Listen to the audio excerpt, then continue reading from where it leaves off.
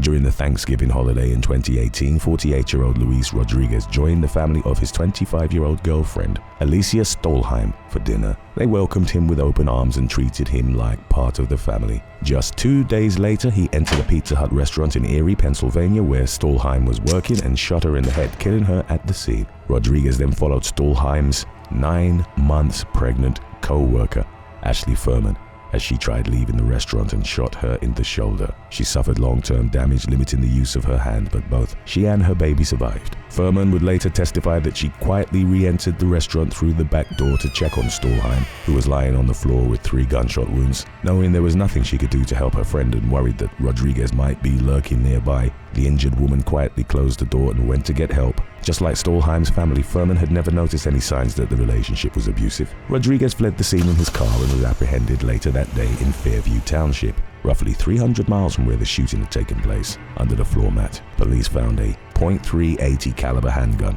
matching bullet casing from the crime scene. Surveillance footage revealed that prior to the shooting, Rodriguez had tracked Stolheim's movements from a nearby parking lot. He followed her when she went to make a pizza delivery and back to the restaurant. To this day, it remains unclear why Rodriguez killed Stolheim. He blamed his actions on alcohol use, claiming that the shooting would have never happened if he had been sober. During his trial in September 2019, the defendant's attorney argued that because Rodriguez had been drinking, he lacked the ability to form the intent necessary for a first-degree murder conviction. While it's true that the defendant had been seen buying beer before and after the crime, the prosecution claimed that Rodriguez killed Stolheim in a rage after she responded to one of his text messages with LOL. Taking the stand in his own defense, he said Stolheim always laughed and made fun of him, but said that he didn't really know why he killed her and that he had lost control. Rodriguez was found guilty and sentenced to life without parole for killing Stolheim, along with 23 to 46 years for shooting Furman. Number 19. Gerhardt Konig.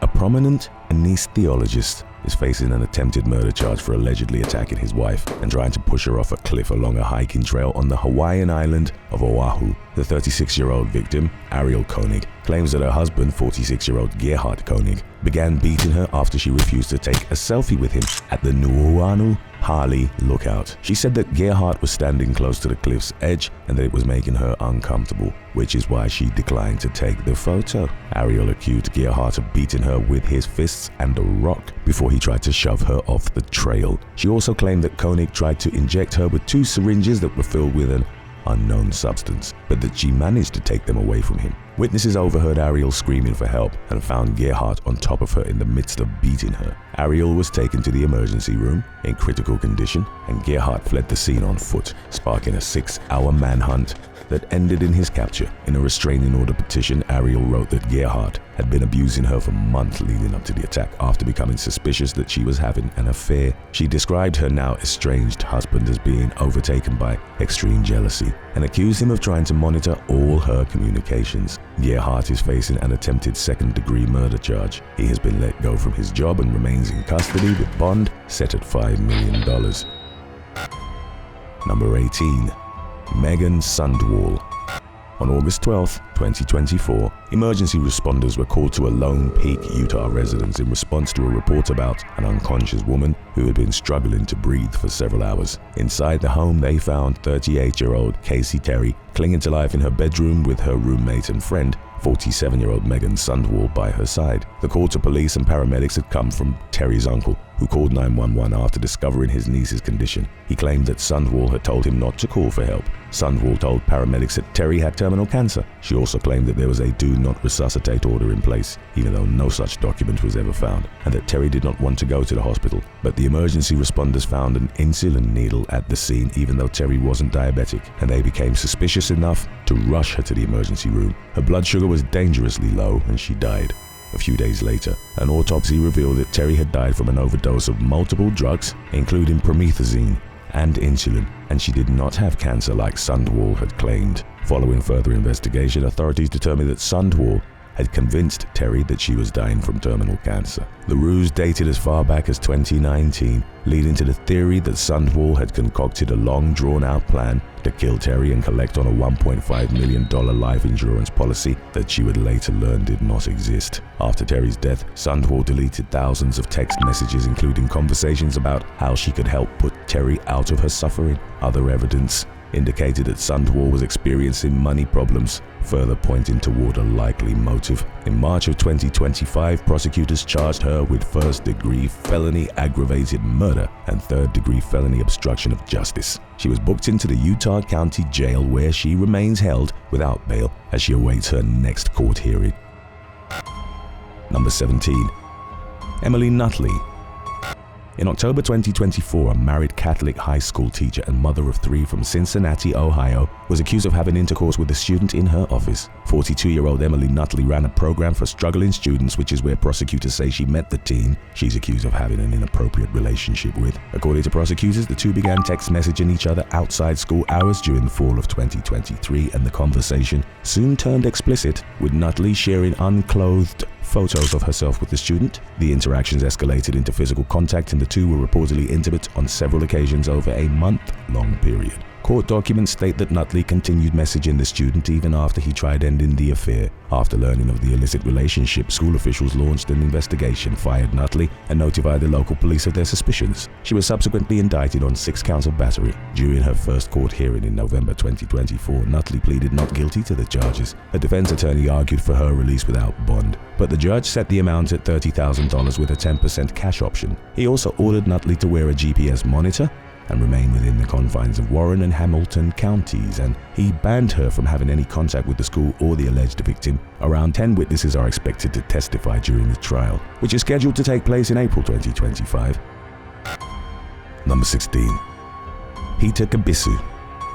After a night out in August of 2015, 24-year-old mechanic Peter Kibisu returned to the London home of a family he had been staying with for 9 months. He was a lifelong family friend and had been welcomed into the residence with open arms, with no one expecting what would happen. After he arrived home that night, at the time 31-year-old lawyer in training Elizabeth Nyanzi was the only other person at the house. Kibisu assaulted and murdered her, then went to his job at a BMW dealership. After leaving the house, he sent a text message to Nyanzi's phone in an attempt to make himself seem uninvolved in her murder. After returning home later that day, Kibisu called the police and claimed that he had found Nyanzi unresponsive in her bedroom with the patio door ajar. He tried to make it seem like the victim had been killed by an intruder, but his DNA was found on one of the victim's fingernails, and the police found a pair of bloody boxer shorts belonging to Kibisu. Officers also noticed suspicious marks on his face and body, and they doubted his explanation that he had gotten the injuries at work and from his barber. When confronted with law enforcement's growing suspicions, Kibisu initially denied any involvement in the crime, but as the evidence against him continued to mount, he eventually confessed. 3 months after Nyanzi was killed, he pleaded guilty to murder, and in 2016, the judge sentenced him to life with a minimum of 27 years. Number 15. Gregory Bender. In February 2018, 25-year-old Patrick De La Sera answered the door at his Volusia County, Florida home and was ambushed by an armed assassin who shot him 4 times and fled the scene. Investigators had little to go on in terms of evidence, but they received an invaluable lead from the victim's fiancée, Jessica Devnani. She suggested looking into her very jealous ex-boyfriend, 50-year-old hedge fund manager, Gregory Bender, whom she had taken a restraining order out against several months earlier due to his constant harassment and threats. On the morning of De La Sera's murder, Devnani had received her first phone call from Bender since the protective order was issued. She told detectives that Bender had been extremely possessive and jealous during and after their relationship, and that she was terrified of what he would do when he found out about her and De La Sera's engagement. Bender became a suspect, but there wasn't enough evidence to pursue charges against him at the time. Information from an unlikely source, Bender's ex-wife, Daymara Sanchez, helped break the case. Sanchez revealed that she and Bender were still married when he dated Devnani. The two women were unaware of each other's existence and of Bender's double life until they crossed paths while visiting Bender during a hospital stay. Both women ended their relationships with Bender, and shortly after De La Sera's murder, Sanchez discovered what appeared to be written plans to commit a homicide inside Bender's home office. She turned them over to the police, who searched the residence in Windermere and found more incriminating notes and the shell casing, matching those left behind at the crime scene. Bender had written down specific information about the plot to kill De La Sera, including the victim's address. Ironically, He had gone out of his way to dispose of evidence, but had clearly thrown his written plans into his office wastebasket, leaving evidence of his crime in plain sight. Authorities charged Bender with first-degree murder, and in May of 2021, he was found guilty and sentenced to life in prison. Number 14. Diana Ornelas. On April 11, 2023, the murdered body of 24-year-old Oliver Waterfall was found on a remote hillside along Highway 9 in Santa Cruz County, California. He had died from a gunshot wound about a month earlier, and investigators spent the next 2 weeks interviewing witnesses and conducting surveillance on 2 suspects. On April 26th, police arrested 27-year-old Dennis Navoya and 22-year-old Diana Ornelas on suspicion of murder. Ornelas was working as a preschool teacher at an exclusive daycare for children of the staff and students at Stanford University when she was taken into custody. Taking care not to alarm the children, law enforcement picked her up outside her workplace during nap time, and she was fired from her job shortly thereafter. In a statement, the university clarified that the events surrounding the crime were not connected to the university or its campus community. Navoya was arrested after undergoing questioning at the police station. Authorities determined that the suspects and victim all knew each other but did not clarify the nature of their connections or a motive for Waterfall's murder. Ornelas and Navoya were remanded without bail at the Santa Cruz County Jail, where they remain in custody amid the ongoing case. Number 13. Matthew Biegel. 38-year-old Matthew Biegel was extremely well liked and respected among the teenagers he taught at Reginald F. Lewis High School in Baltimore, Maryland, where he worked as an agricultural instructor. Students were shocked to learn of his arrest in April of 2024 when he was taken into custody on a warrant for conspiring with a teenager to kill another youth. According to law enforcement, Biegel was in an inappropriate relationship with his accomplice when they hatched a plot to murder his young lover's ex-boyfriend in July of 2023. The unnamed co-conspirator shot the victim from the passenger side of an SUV driven by Biegel, and which belonged to his parents. Police records state that the victim was hospitalized with critical injuries including gunshot wounds to the face and torso. The alleged shooter was arrested at Biegel's residence, and the victim identified Biegel as the second suspect during a conversation with police shortly before the former teacher's arrest. Biegel was originally charged with attempted first and second-degree murder, first-degree assault, the use of a firearm in a violent felony crime, having a handgun on his person and in his vehicle, having a loaded handgun on his person and in his vehicle, conspiracy to commit first-degree murder, conspiracy to commit first-degree assault, conspiracy to use a firearm in a felony violent crime, conspiracy to have a handgun on his person and in his vehicle, conspiracy to have a loaded handgun on his person, accessory after the fact, harboring a fleeing felon, harboring a felon or fugitive, and obstructing and hindering. In January 2025, he pleaded guilty to 1 count of conspiracy to commit first-degree assault. He was sentenced to 20 years in prison, with all but 5 years suspended, followed by 5 years of probation. Number 12. Melissa Ann Shepard.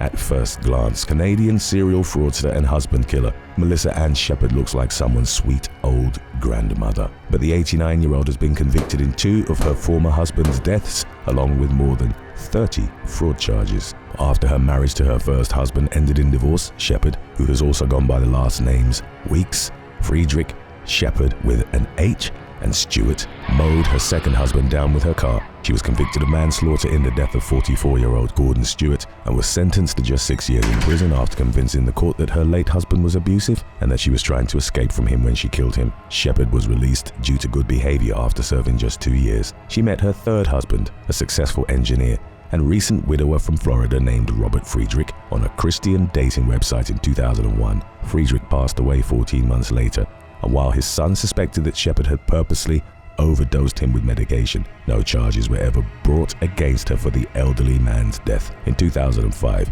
Shepard was sentenced to 5 years in prison for stealing tens of thousands of dollars from another Florida man, Alex Strategos, who later said that he suspected the woman of drugging his ice cream. Following her release, Shepard moved back to Canada and married her fourth husband, Fred Weeks, who had lost his wife just a year earlier. During the couple's honeymoon in 2012, Weeks fell mysteriously ill and collapsed hitting his head on a hardwood floor. He was rushed to the hospital where doctors discovered a high amount of tranquilizers in his system. Shepard had poisoned his coffee and was sentenced to nearly 3 years in prison after taking a plea deal. Upon her release in 2016, she was banned from using devices that are capable of accessing the internet due to her tendency to meet her victims online. Just a month later, Shepard, who was deemed at high risk of reoffending, was seen using a library computer and was charged with violating the terms of her release. The case was ultimately dropped, and the so-called Internet Black Widow has managed to avoid making any new headlines in the years since.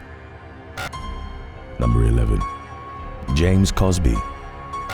24-year-olds Brittany Cosby and Crystal Jackson wanted to get their own place together, but money was tight. The couple was living with Cosby's great-grandmother in Houston and raising Jackson's young daughter together when they finally saved up enough money to buy a vehicle. It marked a major step toward achieving the independence they so desired, but they never fulfilled that goal because the young women were found dead in a dumpster outside a convenience store in Galveston County on March 7th of 2014. Cosby had been brutally bludgeoned to death while Jackson had been fatally shot, and their SUV was nowhere to be found. Investigators paid a visit to the victim's home and spoke with Cosby's father, James Larry Cosby, who had recently moved in following his release from prison a few months earlier. James told police that his daughter and Jackson had left the house together on the morning of the murders. Detectives were puzzled because the women had failed to take Jackson's daughter to school that day, and it didn't make sense that they had simply left her at home. 6 days after the murders, a fingerprint at the scene where the bodies were found turned up as a match to James Cosby.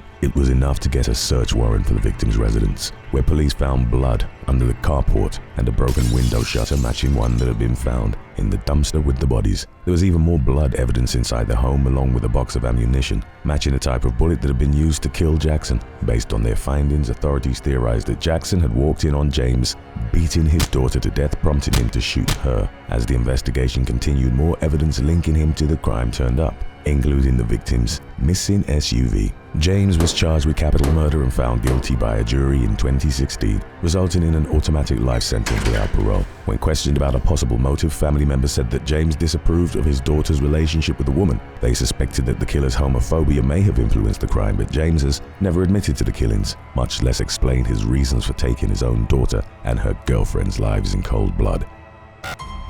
Number 10. Michelle Skroch.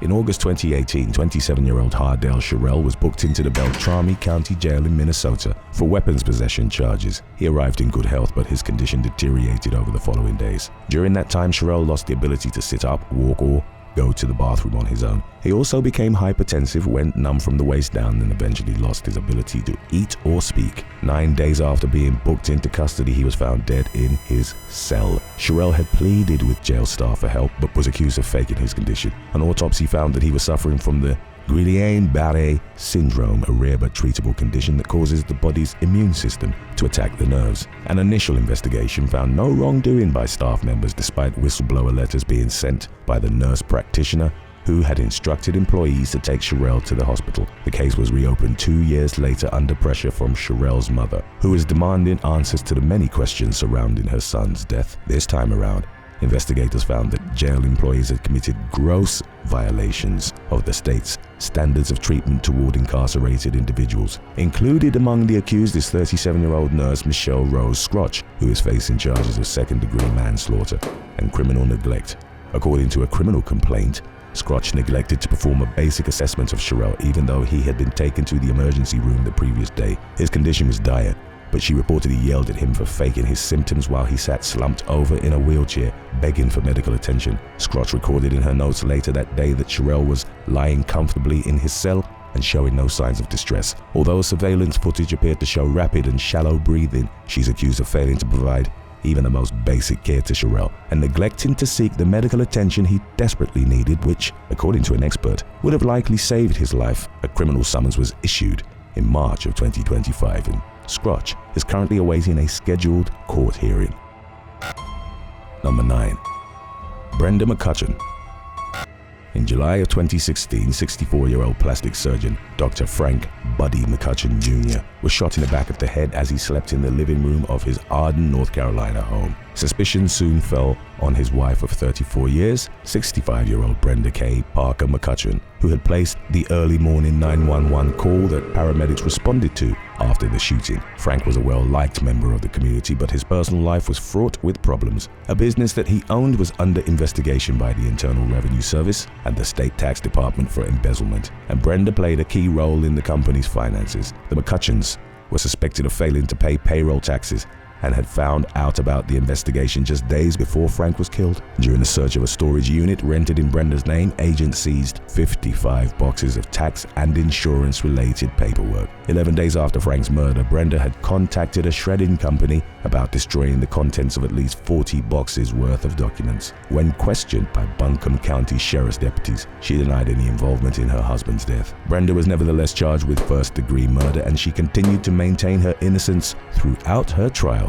in early 2020. Her defense attorneys argued that there was no evidence definitively linking Brenda to the crime and that Frank was aware of his business's failure to pay taxes. They also mentioned signs of an intruder, including a back door that had been left open after the shooting. Prosecutors accused Brenda of killing Frank because she knew he was about to discover the extent of her financial crimes and feared that he would divorce her. The jury found her guilty as charged, and she was sentenced to life without the possibility of parole. Brenda appealed her sentence in 2021 and was denied. She's now 74 years old and remains incarcerated at the Anson Correctional Institution in Polkton. Number 8. Chris Dawson. A 33-year-old Lynette Dawson vanished from her home in northern Sydney, Australia, in January of 1982. Her husband of 12 years, schoolteacher Chris Dawson, reported her missing 6 weeks later, telling police that she had called and said she needed some time away. Just weeks before Lynette disappeared, Chris had run off to Queensland with one of his former students, JC, who was working as a babysitter for the couple's children when her affair with the married teacher began. Chris had left behind a note saying that he planned to start a new life and not to make him look too bad to the children, but he and JC returned to the area after JC became homesick. The affair continued, and by the time Chris reported Lynette missing, JC had moved into his home. As time passed, police became increasingly suspicious that Chris had killed Lynette, who had gone missing without taking any of her belongings or money to support herself with. It seemed implausible to think she had abandoned her life to start anew, but without a body or enough evidence to pursue charges, the case went cold. The investigation continued, and in 1991, police excavated the Dawson property in search of human remains. Following a coroner's inquest in 2001, a coroner concluded that Lynette had been murdered by a known person. Criminal charges were recommended, but prosecutors refused due to a lack of evidence. A second inquest ended with the same recommendation in 2003, but prosecutors once again declined to pursue charges. Over the following years, a second excavation was carried out and a large reward was offered in exchange for information leading to the arrest of Lynette's killer. Her body was never found, but prosecutors finally decided to pursue a case against Chris Dawson in 2018. He stuck to his claim that his late wife had deserted her family. In 2022, a judge found Dawson guilty despite the entirely circumstantial nature of the case. He was sentenced to 18 to 24 years in prison, which at his current age of 76 will likely amount to a life term. Number 7. Joanna Hayes. On what began as a typical Sunday in April 2009, 25-year-old single mom Heather Stroob drove to a Target store in Snellville, Georgia to drop her young son off to her estranged husband, Stephen. The exchange went as planned, but almost immediately afterwards someone approached. Stroob argued with her while blocking her car and then shot her in the head in broad daylight while horrified witnesses looked on. Stroob died from her injuries, and by the time police arrived, the shooter had fled the scene. Witnesses said that the killer might have been wearing a wig and a fake mustache, and it was clear to investigators that the crime had been carried out in a very deliberate and choreographed fashion, leading them to believe Stroob was targeted. Although Stephen had just driven off and clearly wasn't the shooter, police suspected him of being involved. Stephen's mother, 45-year-old Joanna Hayes, also became a person of interest after a witness reported seeing her scoping out the crime scene ahead of time from a nearby hotel parking lot. Detectives became especially suspicious after learning that Hayes was obsessed with keeping her grandson in her life. She believed that Stroob's impending divorce with her son would affect the shared custody arrangement that was in place at the time of the shooting. Surveillance footage from outside the hotel confirmed the witness's claim, and when Stephen was shown the video, he recognized the person in it as his mother. He seemed genuinely shocked and cooperated with law enforcement throughout the rest of the investigation.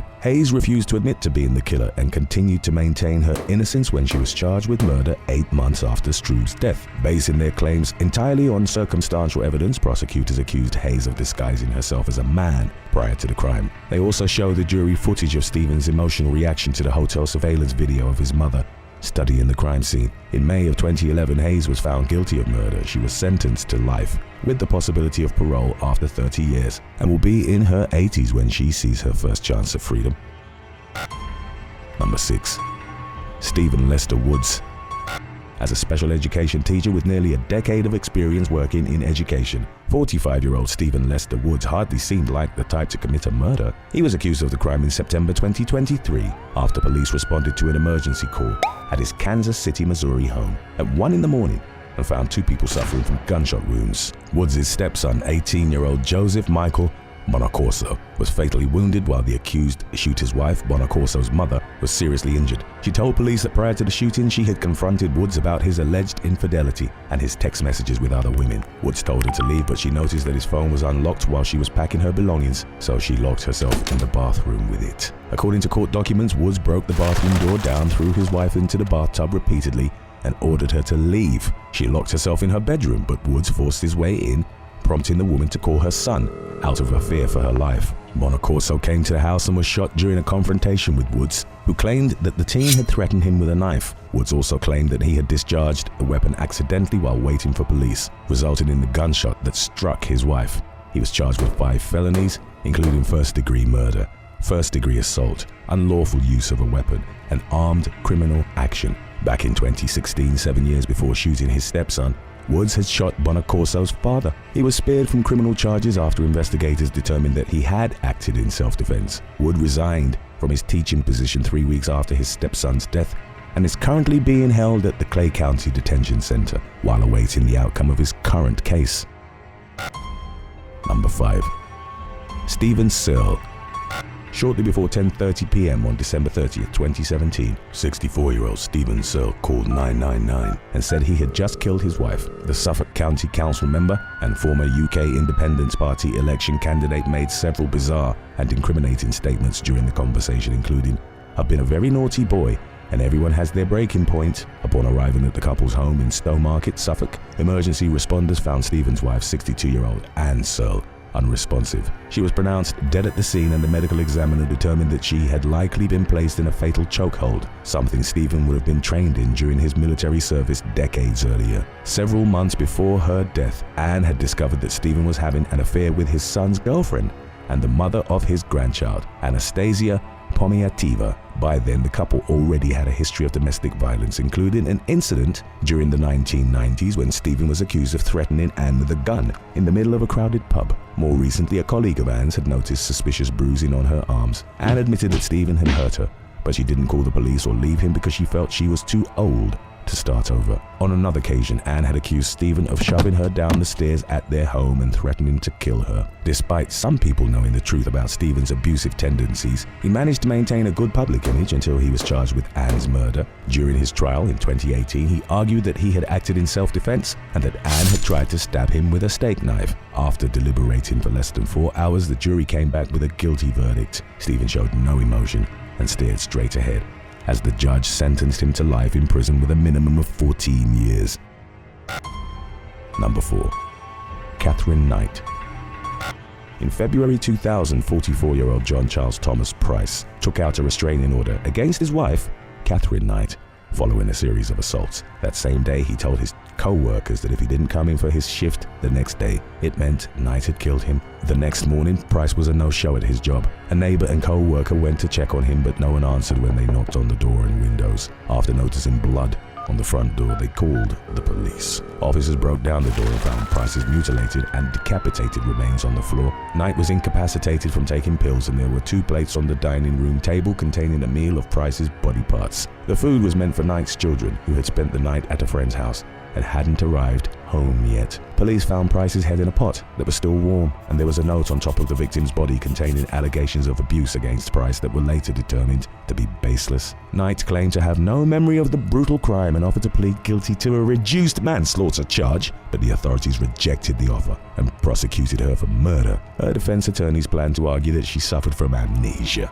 and disassociation in an effort to reduce her culpability. Jurors were given the option to drop out of the trial due to the graphic nature of the crime and the evidence they would have to view, and many took up on the offer. During the search for replacement jurors, Knight changed her plea to guilty. She never explained her reason for killing Price or expressed any remorse, prompting the judge to sentence her to life without parole. It's an extremely rare punishment in Australia, and Knight was the first woman in the country's history to receive it. She appealed her sentence in 2006, but the original ruling was upheld.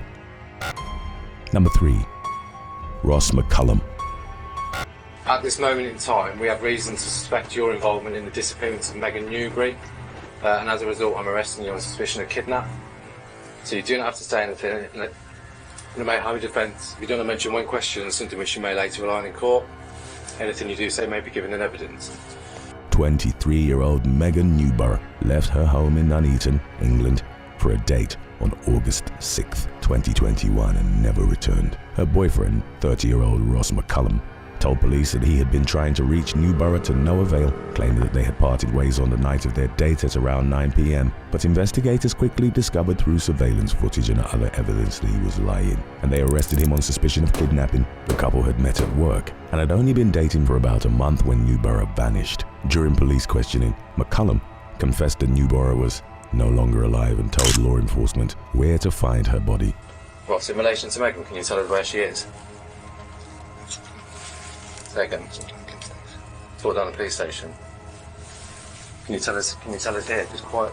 He had dumped his girlfriend's remains outside the town of Loughborough, where he was seen driving through the area in Newbury's car on the night she disappeared. An autopsy revealed that Newbury had been strangled and slashed across the throat, amounting to a particularly brutal end, and McCullam was charged with her murder. In court, McCullam's attorney argued that the accused killer had acted in a moment of blind rage due to childhood trauma, but the defendant's activities, which included researching serial killers before the crime and taking a break to watch adult movies after he had killed the victim, indicated a more planned and deliberate approach to the crime than McCullam was willing to admit to. Following the young woman's death, the accused killer had called and texted Newbury's phone in an apparent effort to make it seem like he was worried and trying to get a hold of her. He admitted to manslaughter while denying a murder charge and was found guilty of the latter in late 2022 following a 6-week trial. The judge sentenced McCullam to life with a minimum of 23 years while condemning him for his truly dreadful crime. Number 2. Zhenhao Zou.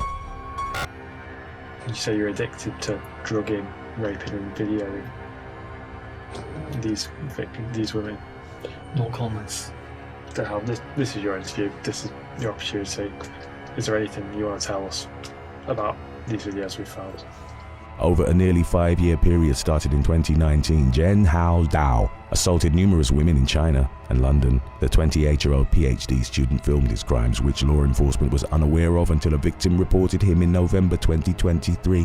She accused Zou of forcing herself on her at his flat, where police carried out a raid and found a large collection of luxury goods reflecting the life of luxury he enjoyed, courtesy of his wealthy parents. Officers also discovered thousands of disturbing videos of the attacks, many of which were recorded with secret cameras, along with a collection of drugs that authorities believe were used to incapacitate the victims. Police were able to identify 10 victims, including 7 in China and 3 in London, but the true number is thought to be much higher. Many of the women in the videos remain unidentified, and the extent of Zou's crimes has yet to be determined as the investigation continues. In February 2025, Zou was convicted of charges relating to the 10 known victims. Since then, 23 more women in China and England have come forward with similar allegations, and police believe Zou has attacked as many as 50 victims. Authorities have appealed to the public for anyone else who believes they've been assaulted by Zou to come forward. The convicted predator is currently awaiting sentencing, which is scheduled for June, and he's believed to be one of the worst perpetrators of violence against women in British history. Hey, it's Carl. Be sure to subscribe and leave your comments in the comments section below, and maybe, just maybe, we'll get your video going next. Number 1. Younes Abouyaaqoub. In August 2017, members of a terrorist cell rammed a rented van into crowds of pedestrians in a tourist section of Barcelona, Spain, killing 14 people and injuring over 100 others. The driver, 22-year-old Moroccan national, Younes Abouyaaqoub, then fled the scene on foot, hijacked a car and stabbed the driver to death. He was still on the run the next day when 5 other members of the terrorist group drove 62 miles to Cambrils and launched another attack. They were all shot dead by the police, and Abouyaaqoub met the same fate several days later. Those who knew Abouyaaqoub were shocked to learn of his involvement in the first attack. Up until then, he had lived a seemingly ordinary life as a factory worker, and nothing about his behavior had raised any red flags regarding his lifestyle or beliefs. People expressed similar sentiments about the other suspects, who were described as normal boys who had integrated well into society after moving to Spain from Morocco. Community members believed they had been radicalized by a local imam who they suspected of harboring extreme beliefs. Authorities pressed charges against 3 men who assisted the perpetrators, resulting in prison sentences of 8, 46, and 53 years. Thanks for watching. Would you turn in your best friend if you found out they were involved in a deadly hit and run, and why or why not? Let us know in the comments section below.